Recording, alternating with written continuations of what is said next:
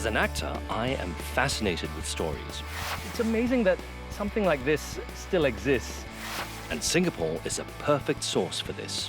Whoa! What surprises does it hide? Or mysteries to answer? Oh. Join me, Adrian, as I go on a journey to explore and unravel Singapore's secrets, here on History Mysteries.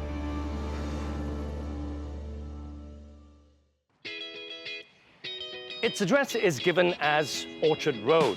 Now, I'm talking about the official residence of the President of Singapore. Now, all of us know of it as the Istana. First built in 1869 by the first colonial governor of Singapore, it was then known as Government House. And then in 1959, when Singapore attained self-rule, it became known as the Istana. Now, the important word there is the, because as far as most of us know, it is the Istana, the one and only Istana. Now, some of us might know of the Istana Kampong Glam, which is now the Malay Heritage Centre. But did you know that there are actually more than 20 sites of Istanas in Singapore? Now, the word Istana means palace in Malay, which makes it extraordinary that a small country like Singapore could have been the site of more than 20 Istanas. So, where are they? And what's become of them? Let's find out. In my search to find out more about the old Istanas of Singapore, I decided to head to the leading heritage institution for the Malay community in Singapore, which is also known as Istana Kampong Glam. The story of Istana Kampong Glam began more than 2 centuries ago. In 1819, Raffles signed a treaty of friendship and alliance with Tunku Hussein and Temenggung Abdul Rahman to establish a trading post on Singapore. As part of the treaty, Tunku Hussein was recognized as Sultan Hussein Shah of Singapore. Kampong Glam was allocated to him, and the Sultan built his palace here and moved his family to Singapore. Between 1824 and 1826, under the patronage of Sultan Hussein, Sultan Mosque was built next door. In 1840, the present 2-story Istana was commissioned by Sultan Hussein Shah's son, who later became Sultan Ali Iskandar Shah. Suhaili Osman, a curator at Malay Heritage Centre, helps to shed more light on Istana Kampong Glam's historical and cultural significance. So, as I'm discovering, there are quite a few Istanas within Singapore itself. So this particular one was special because it's where it's located? Its location and because of its symbol.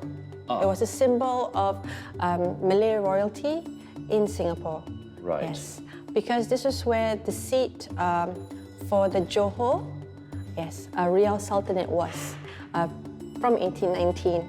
So this is where, after King Hussein was installed, his family and later on his descendants who lived here. So it's how, in terms of the building itself, represented the presence of a Malay Sultan. Is this the original architecture that we're looking at? It is its 3rd iteration of the original structure that's on the site. So the first palace, the first Istana, if you may, in 1819, is said to have been a timber structure, which would have been not so different from the other types of timber Istanas found in the archipelago. Right? So in the 1830s, there seemed to have been another structure, a palace residence, and then again, sometime in the later half of the 19th century, there is another building. So the building that we're in here is the 3rd version of the palace. Istana Kampong Glam is known as the last royal palace of Singapore, which makes me even more curious to unravel the mystery of the old Istanas. Where did they used to be? What happened to them? And to help me on my quest is a heritage researcher, Sarafian Saleh, who has managed to recover some of that lost history. In what is the first project of its kind, Sarafian started its mapping of Singapore's forgotten Istanas in 2016. So Is there a definition of the word istana? Okay. Istana is actually commissioned by someone of High status? high status. Right. Okay, he will announce to the public, say that this will be the Istana for the Bugis or for the Minang or for this place, okay, for the Malays. Okay, and I will be your leader. If, you can come to me to seek counsel. If you have any problems with your trade, I will help you. I do my genealogy research of my Bugis roots. Then I realized that these Bugis traders actually do trading with other community. When this Bugis trade with other community, they always go to the leaders. But you know, there are temenggong's or potmasters that govern this particular community. And where they govern is from an istana. And that's when I discovered that there are actually 20 istanas in Singapore. They were all located somewhere in the southern region of Singapore. Unfortunately, out of these 20 forgotten istanas, most have been demolished or used for some other purposes now. However, Sarafian offers to show me a few of these istanas which have become lost over time. Our first stop, the site of the oldest istana in Singapore, Istana Lama. It is fitting that an istana used to be located here in Telok Blangah, as this area was home to the Temenggongs, the chieftains who were the heads of the communities and kampongs. What we see here is Masjid Temenggong Daing Ibrahim. Now, Daing Ibrahim is the son of Temenggong Abdul Rahman. Right. Okay, so Temenggong Abdul Rahman, at that time when he was in Riau, he had a scuffle with a Bugis cousin, and he came to Singapore in the year 1809. Some say 1809, some say 1811, but that was the period that he came here, and he settled in Telok Blangah first. So when he reached Telok Blangah, he built a small mosque. A small mosque here. Then he shifted to Singapore River to run his business. Okay. So until Raffles came. Raffles thought he was the Sultan of Singapore, but then he mentioned that I'm not the Sultan of Singapore, I'm just a Temenggong. I'm a potmaster.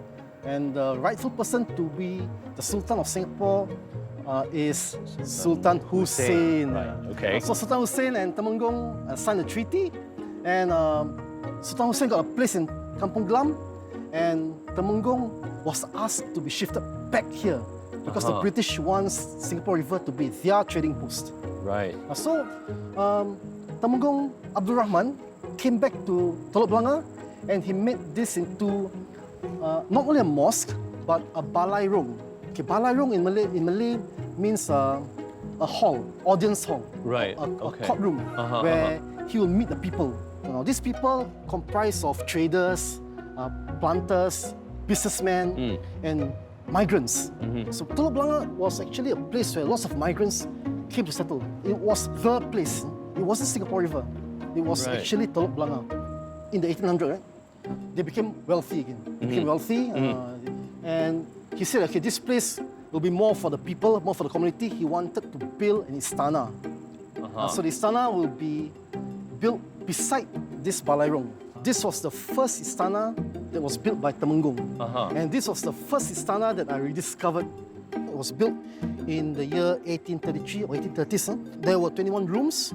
And this istana was built also for delegates from other foreign countries to come to Singapore. So this was a place where Daing Ibrahim entertained all these foreigners. And Daing Ibrahim became quite wealthy. He focused his eyes on Johor Bahru at the time. Right. He still stayed here, but at one period he sold to a German couple.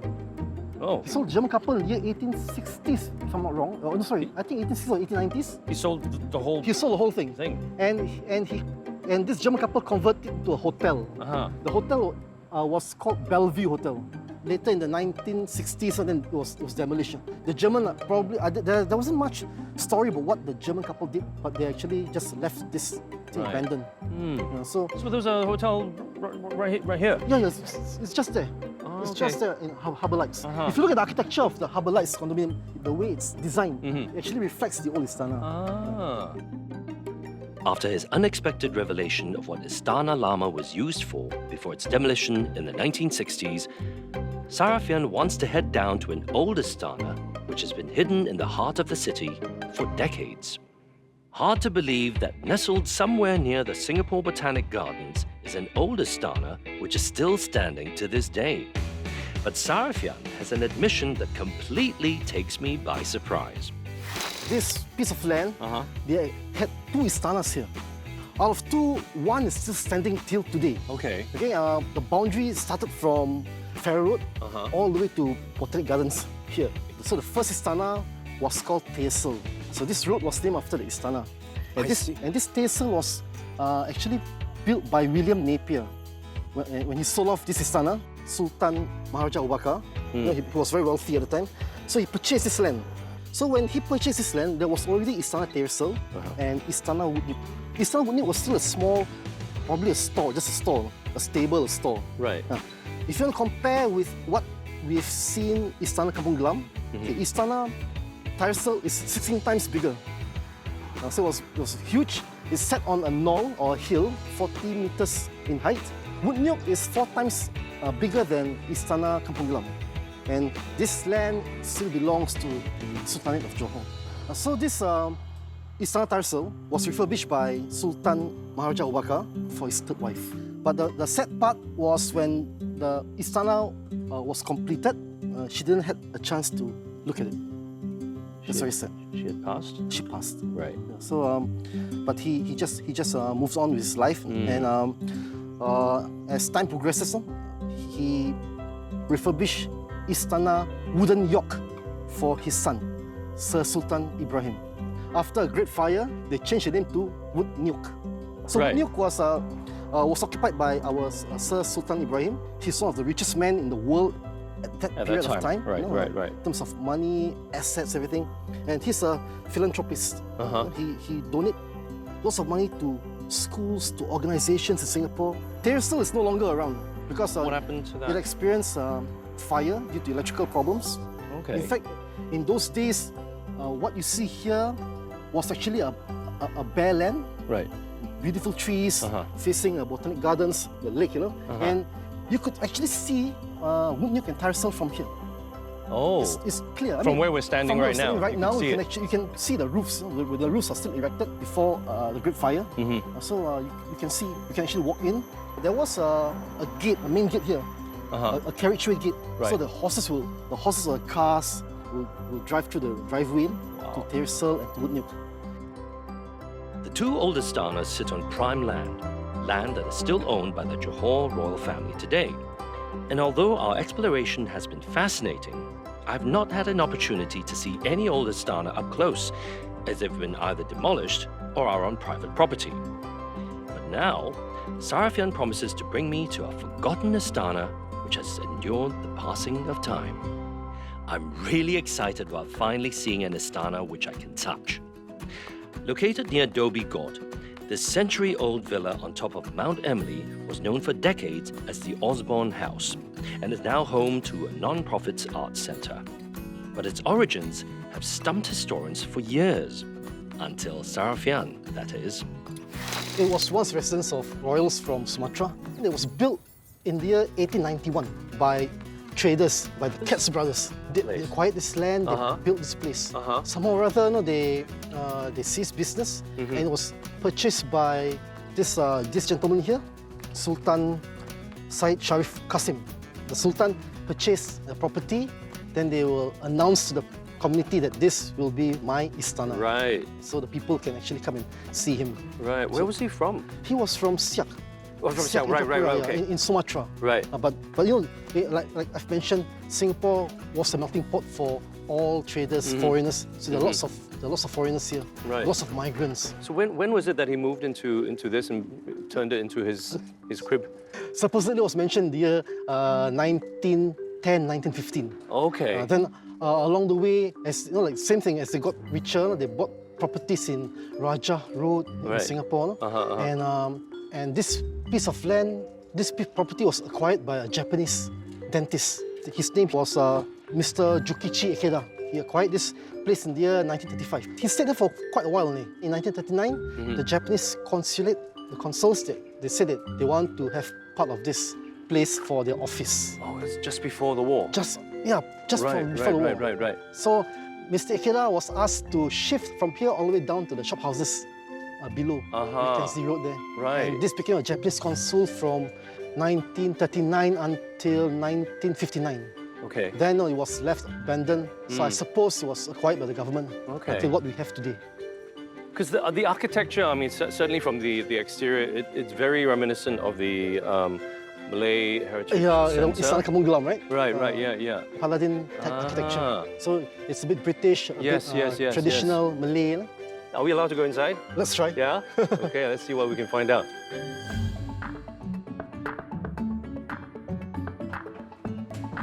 Is this the original staircase, the original balustrade? Yeah, the original balustrade, original staircase. You see, it sounds creaky, but it's still very strong. Yeah. Oh, God, I thought these were metal. These are all made of each single piece here. Piece of wood, yeah. It's wood. They cut the profile and they just arrange it. Wow.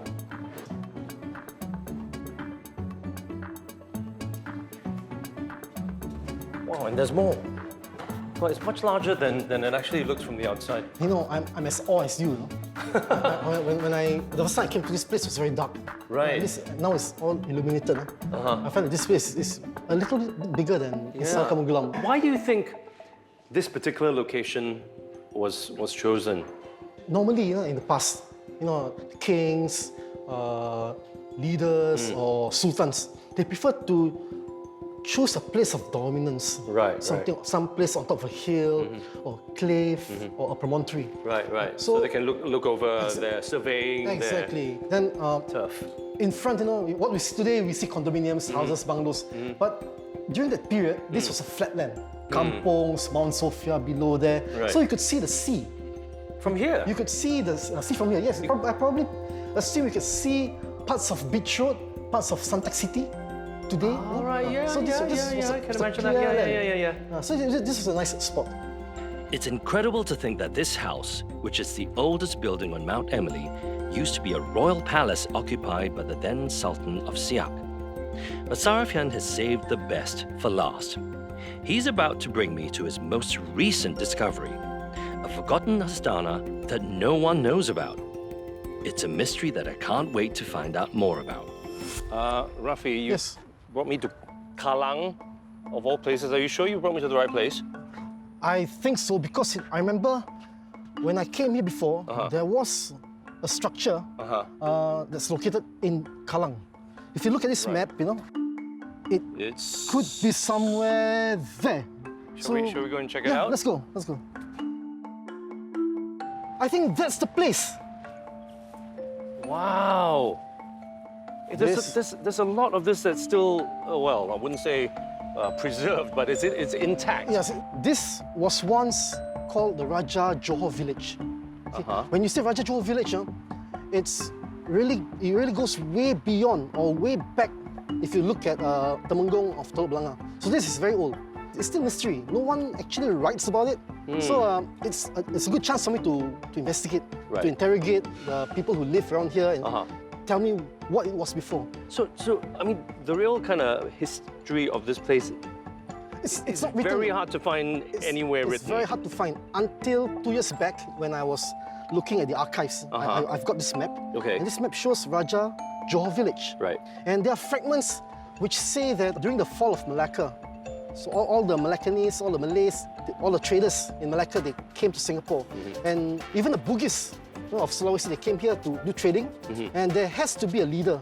There had to be a leader, there had to be a Temenggung or portmaster. Right. And I assume that this portmaster actually lived here. So this was probably one of the forgotten istanas in Singapore. Right. It was not mentioned in one of my research yet because I couldn't confirm. So this is a work in progress. It's just work in progress. But I still strongly feel that this is one of the istana that govern Kallang, this Kallang area. Right. Can I Yes, you can. Am I allowed to touch any of You this? can touch, but don't bring the stones back. Looks like... Goodness me. Yes, you can see. You can see you have this oriental ventilators tiles. Huh? Right. So you think this is the outer wall? I think so. Right. This is the outer wall, the perimeter. Right. So this is the compound of the Raja Johor. So as you're saying, I mean, the influence is obviously kind of Chinese. Chinese. Yeah. Chinese. You have Chinese influence, terracotta. It's terracotta. Right. Then you have these brick walls. Uh-huh. Okay. Then you have the Dutch bricks Right. that constructed this wall. So it's a mixed thing. Can we go and Yeah. look at that? You can take a look at it. Come.